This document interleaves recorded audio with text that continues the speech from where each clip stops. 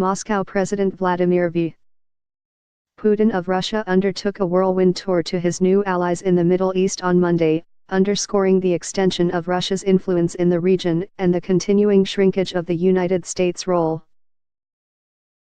Mr. Putin touched down in rapid succession in Syria and Egypt, where he met briefly with their leaders, and landed in Ankara, the capital of Turkey, later in the day.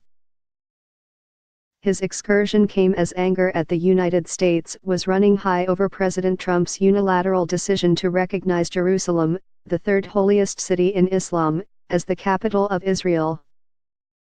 That decision has helped isolate the United States and Israel, angering allies in Europe and the Arab world while helping to convince the Arab public that the United States is solidly anti-Muslim.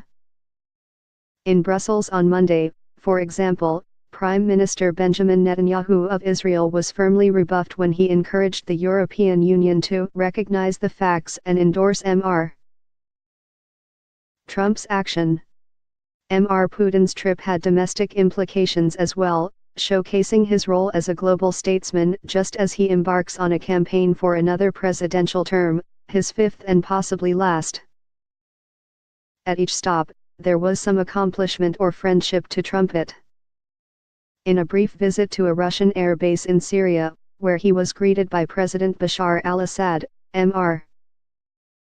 Putin again said that Russia's military had achieved its mission and would head home, a pledge he first made in March 2016 and has broken repeatedly in the past. In Egypt, Mr. Putin and President Abdel Fattah el-Sisi discussed several issues that reflected Moscow's expanding role. They confirmed at a news conference that Russia had agreed to resume direct tourist flights to Egypt, suspended after the bombing of a Russian airliner in the Sinai Peninsula in 2015, which could restore billions of dollars in revenue. And they appeared to confirm the signing of a contract for Russia to build a $30 billion nuclear plant, Egypt's first. Late last month, the two countries were reported to be exploring an agreement for the Russian Air Force to use Egyptian military bases. The trip to Turkey was the last scheduled for the day, with the agenda focused on political talks to end the war in Syria and the sale of an advanced Russian S-400 air missile defense system to Turkey. Russia has in the past refused such a sale, but President Recep Tayyip Erdogan of Turkey said at a joint news conference on Monday that the two countries would this week come together to conclude necessary work for S-400. The session was the eighth time Mr.